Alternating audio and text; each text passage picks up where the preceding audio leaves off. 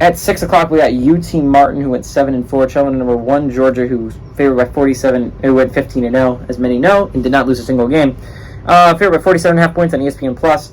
Stetson Bennett went 310 of 445 last year, threw for 4,127 yards, 27 touchdowns, 7 interceptions, and you lose him.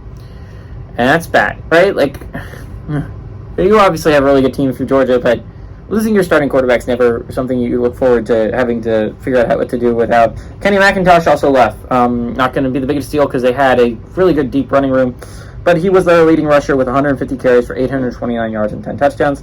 Brock Bowers was their leading receiver with 63 catches for 942 yards and 7 touchdowns. This is a good Georgia team, right? Like, this is a very, very good Georgia team.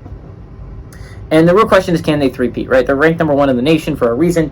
Can they be the first team since Minnesota in the 40s or the 20s, I forget, to three-peat, right? Like, this is an insane feat that they're trying to accomplish. And you're going to have to go against some tough teams in the SEC, right?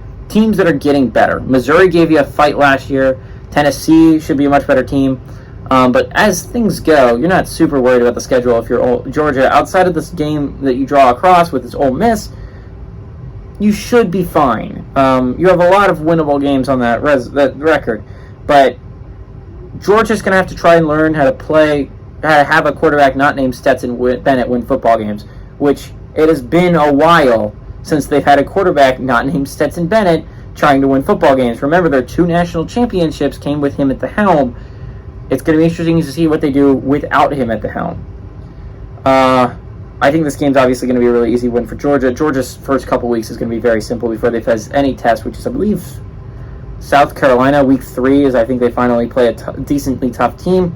They got 2 weeks to really try and figure out what they want to do offensively. So give me Georgia to win and cover the 47.5 point spread.